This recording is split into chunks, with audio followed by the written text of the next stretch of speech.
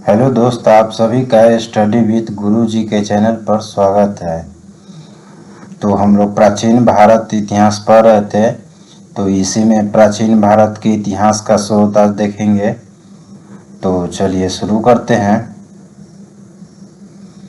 प्राचीन भारतीय इतिहास के विषय में जानकारी मुख्यतः 4 स्रोतों से प्राप्त होती है: धर्म ग्रंथ, ऐतिहासिक ग्रंथ और विदेशियों का विवरण, पुरातत्व संबंधी साक्ष्य। धर्म ग्रंथ एवं ऐतिहासिक ग्रंथ से मिलने वाली महत्वपूर्ण जानकारी है। भारत का सर्वप्राचीन धर्म ग्रंथ वेद है और जिसके संकलनकर्ता महर्षि कृष्ण देवपायन वेद व्यास को माना जाता है। वेद वसुधैव कुटुंबकम का उपदेश देता है। भारतीय परंपरा वेदों को नियत और अपुरुष मानती है। वेद 4 हैं: ऋग्वेद, यजुर्वेद, सामवेद, अथर्ववेद। इन चारों वेदों को संहिता कहा जाता है। ऋग्वेद को देखेंगे तो ऋचाओं के क्रमबद्ध ज्ञान के संग्रह को ऋग्वेद कहा जाता है। इसमें 10 मंडल, 228 सूक्त एवं 10,462 ऋचाएं होती है। इस वेद के ऋचाओं के पढ़ने वाले ऋषि को होत्रियु कहते हैं। इस वेद से आर्य के राजनीतिक प्रणाली, इतिहास एवं ईश्वर की महिमा के बारे में जानकारी मिलती है। विश्वामित्र द्वारा रचित ऋग्वेद के 3रे मंडल में सूर्य देवता सावित्री को समर्पित प्रसिद्ध गायत्री मंत्र है।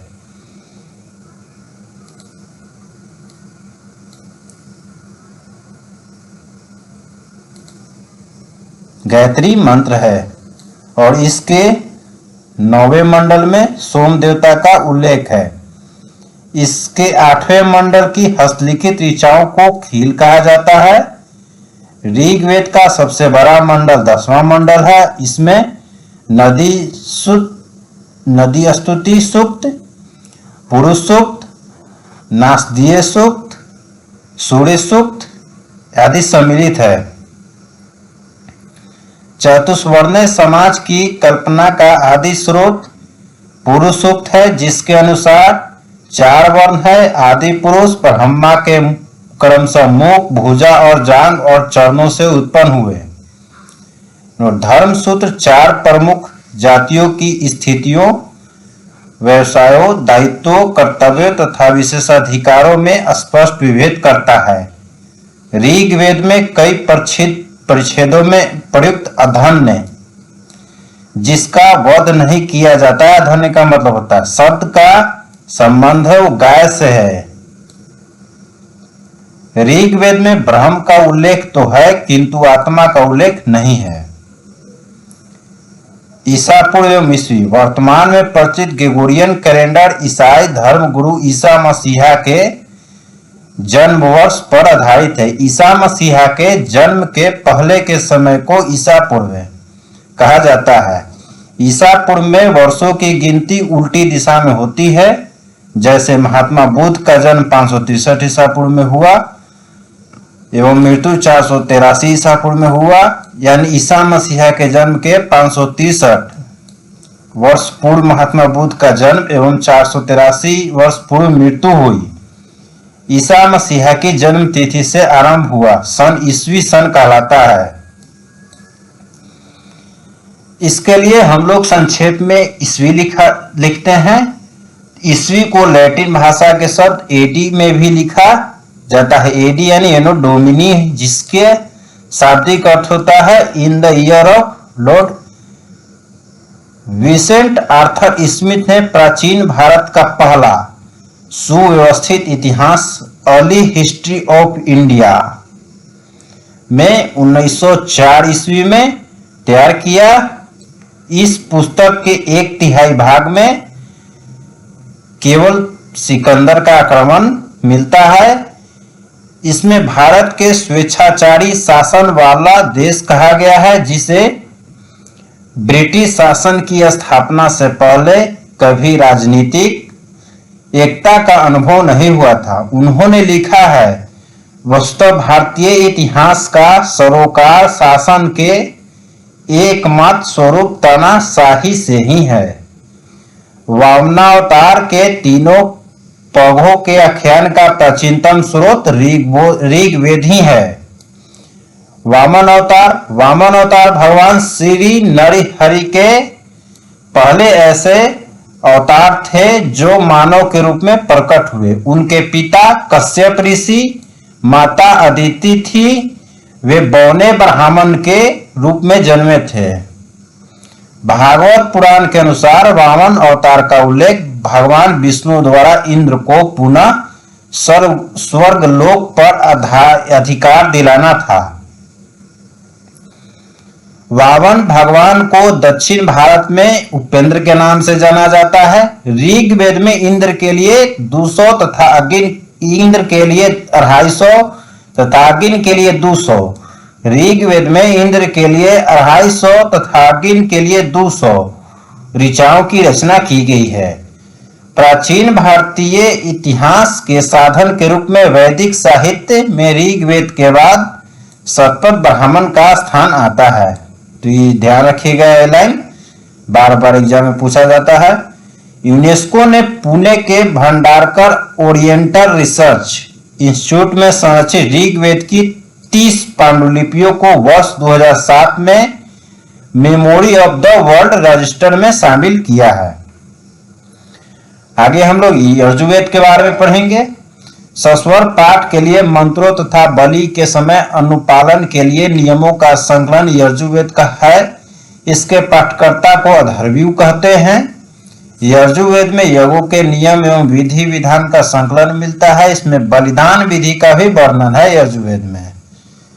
यजुर्वेद एक ऐसा वेद है जिसमें गद्य एवं पद्य दोनों में है। अब सामवेद के बारे में हम लोग देखते हैं। साम का शाब्दिक अर्थ क्या होता है? तो इसका शाब्दिक अर्थ होता है गान। इस वेद में मुख्यतः यज्ञ के अवसर पर गाए जाने वाले ऋचाएं का संकलन है। इसके पाठकर्ता को द्रात्री कहते हैं। इसका संकलन ऋग्वेद पर आधारित है। इसमें 1810 सूक्त है जो प्रायः ऋग्वेद से ही लिए गए हैं। इसे भारतीय संगीत का जनक कहा जाता है। तो किस वेद को भारतीय संगीत का जनक कहा जाता है? तो सामवेद को भारतीय संगीत का जनक का भी कहा जाता है। यजुर्वेद तथा सामवेद में किसी भी विशिष्ट ऐतिहासिक घटना का वर्णन नहीं मिलता है। अब अथर्ववेद हम लोग देखेंगे। अथर्वा ऋषि द्वारा रचित इस वेद में कुल 20 कांड हैं, 36 प्रपाठक हैं, 731 सूक्त हैं, लगभग 5987 मंत्र हैं। इसे ब्रह्मवेद अथवा ग्रीस वेद के नाम से भी जानते हैं, भिक वेद के नाम से भी जानते हैं और छेद वेद के नाम से भी जानते हैं, जैसे नामों से भी जाना जाता है। अथर्ववेद में धर्म, अर्थ, काम और मोक्ष के सभी अंगों का वर्णन है। पृथ्वी सूक्त अथर्ववेद का प्रतिनिधि सूक्त माना जाता है। अथर्ववेद के 12वें कांड में पृथ्वी सूक्त में राष्ट्रीय भावना का उल्लेख मिलता है।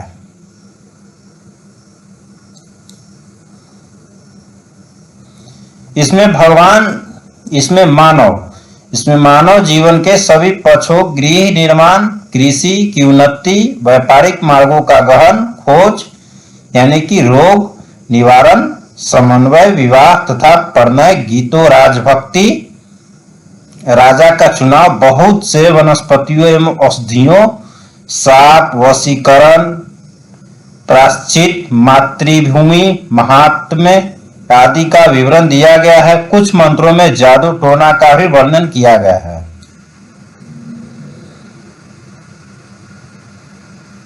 अथर्ववेद में परीक्षित को कुरुओं का राजा कहा गया है तथा कुरु देश की समृद्धि का अच्छा चित्रण मिलता है। इसमें सभा एवं समिति को प्रजापति की 2 पुत्रियां कहा गया है। वेदों की भी कई शाखाएं हैं जो वैदिक अध्ययन और व्याख्या से जुड़े विभिन्न दृष्टिकोण का प्रतिनिधित्व करती है। साकल शाखा ऋग्वेद से जुड़ी एकमात्र जीवित शाखा है। यजुर्वेद को शुक्ल यजुर्वेद और कृष्ण यजुर्वेद दो शाखाओं में बांटा गया है। मध्यान्ह और काणव शुक्ल यजुर्वेद तथा वात्स्ययन संहिता की शाखाएं है। कृष्ण यजुर्वेद से जुड़ी शाखाएं काठक, कनिष्ठल, मैत्रायणी और तैत्तिरीय है। कौथुम, रामायणीय एवं जैमिनीय व तलवकार सामवेद की शाखाएं हैं। अथर्ववेद की 9 शाखाएं थी जिनके नाम हैं पैंपलाद, तौद, मौद, शौनक, जाजल, जलद, ब्रह्मवद, देवदर्श एवं चारणवैद। इन शाखाओं में शौनक संहिता पूर्ण रूप से उपलब्ध है। पैंपलाद संहिता अभी अपूर्ण उपलब्ध है। इसके अतिरिक्त अन्य शाखाओं की कोई भी संहिता उपलब्ध नहीं है। सबसे प्राचीन वेद ऋग्वेद है। सबसे बाद का वेद अथर्ववेद है। ब्राह्मण, अर्णयक तथा उपनिषद के बारे में अब हम लोग देखेंगे, तो देखते हैं इसके बारे में। संहिता के पश्चात ब्राह्मणों, अर्णयकों तथा उपनिषदों का स्थान है। इनके उत्तर वैदिक कालीन समाज एवं संस्कृति के विषय में जानकारी प्राप्त होती है। ब्राह्मण ग्रंथ वैदिक साहित्यों की व्याख्या करने के लिए गद्य में लिखे गए हैं। प्रत्येक संहिता के लिए अलग अलग ब्राह्मण ग्रंथ जिसे सारणी में दिया गया है। तो इस तरह वेद है और इस वेद का इधर ब्राह्मण ग्रंथ दिया गया है। तो ऋग्वेद के ब्राह्मण ग्रंथ है ऐत्रेय और कौस्तुकी। यजुर्वेद के हैं तैत्तिरीय और शतपथ। सामवेद के हो जाएंगे ब्राह्मण ग्रंथ पंचविश। अथर्ववेद के ब्राह्मण ग्रंथ गोपथ होगा। तो इन ब्राह्मण ग्रंथों से हमें परीक्षित के बाद और बिंबिसार के पूर्व की घटनाओं का ज्ञान प्राप्त होता है। ऐत्रेय में राज्याभिषेक के नियम एवं कुछ प्राचीन राजाओं का नाम दिए गए हैं। शतपथ में गंधार, शैल, कैकेय, कुरु, पंचाल, कुशल, विदेह आदि राजाओं का उल्लेख मिलता है। वैदिक साहित्य में ऋग्वेद के बाद शतपथ ब्राह्मण का स्थान आता है। आर्णयक में यज्ञ से जुड़े कर्म कांडों की दार्शनिक और प्रतीकात्मक अभिव्यक्ति है। उपनिषद की संख्या 108 है जिनमें 13 को मूलभूत उपनिषद की श्रेणी में रखा गया है। इसमें यज्ञ से जुड़े दार्शनिक विचार, शरीर, ब्रह्मांड, आत्मा और ब्रह्म की व्याख्या की गई है। स्त्री की सर्वाधिक गिरी हुई स्थिति मैत्रेयणी संहिता से प्राप्त होती है। इसमें जुआ और शराब को की भांति स्त्री को पुरुष का तीसरा मुख्य दोष बताया गया है। शतपथ ब्राह्मण में ही स्त्री को पुरुष का धांगनी कहा गया है। जवालोपनिषद में चारों आश्रमों का उल्लेख मिलता है। स्मृति ग्रंथों में सबसे प्राचीन और प्रामाणिक स्मृति ग्रंथ मनु स्मृति है। यह सूंग काल का मानक ग्रंथ है। नारद स्मृति गुप्त युग के विषय में हमें जानकारी प्रदान करती है। यह स्मृति विशुद्ध रूप में न्याय संबंधी ग्रंथ है। इसमें कुल 18 प्रकरण और 228 श्लोक है। इसमें समाज में होने वाले विवादों, ऋण, व्यापार, संपत्ति, उत्तराधिकारी, विवाह, अपराध, दंड आदि से संबंधित नियमों और निपटारे की प्रक्रिया का विस्तार से वर्णन है। तो हम लोग वेदांग और सूत्र के बारे में देखेंगे। तो वेदांगों को भली भांति समझने के लिए, वेदों को भली भांति समझने के लिए 6 वेदांगों की रचना हुई। ये है शिक्षा, कल्प, निरुक्त, व्याकरण, छंद व ज्योतिषी।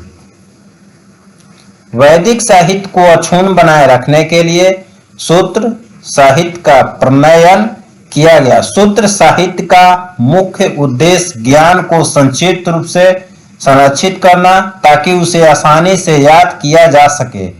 कल्प सूत्र वेदांगों में कल्प नामक अंग से संबंधित ग्रंथ है। ये मुख्यतः 4 प्रकार के होते हैं: सौत सूत्र, गृह सूत्र, धर्म सूत्र, सुल्लभ सूत्र। प्रमुख सूत्रकार है गौतम, बौधायन, आपस्तंभ, वशिष्ठ, सांख्यायन, आश्वलाय, जैमिनी, पाणिनि।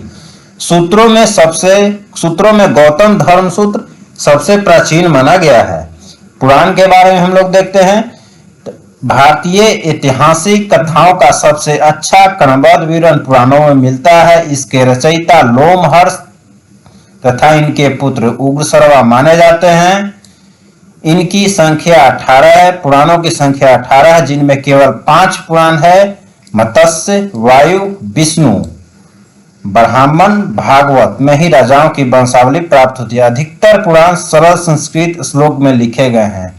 स्त्रियों तथा शूद्र जिन्हें वेद पढ़ने की अनुमति नहीं थी, वे भी पुराण सुन सकते थे। पुराणों का पाठ पुजारी मंदिर में किया करते थे। नोट में आप लोग ध्यान रखिएगा, पुराणों में मत्स्य पुराण सबसे प्राचीन एवं प्रामाणिक है। सामाजिक एवं सांस्कृतिक दृष्टि से अग्नि पुराण का काफी महत्व है, जिसमें राजतंत्र के साथ साथ कृषि संबंधी विवरण भी दिया गया है। नोट में फिर है, ध्यान रखिएगा, उपनिषद की रचना पुराण से पहले हुई थी। पुराण है और उससे संबंधित वंश है। तो विष्णु पुराण है जिसे संबंधित वंश मौर्य वंश है। मत्स्य पुराण है जिसे संबंधित वंश आंध्र सातवाहन है। वायु पुराण है जिसे संबंधित वंश गुप्त वंश है। आप सभी को वीडियो देखने के लिए धन्यवाद। वीडियो पसंद आए तो लाइक कीजिए, शेयर कीजिए और चैनल को सब्सक्राइब कीजिए।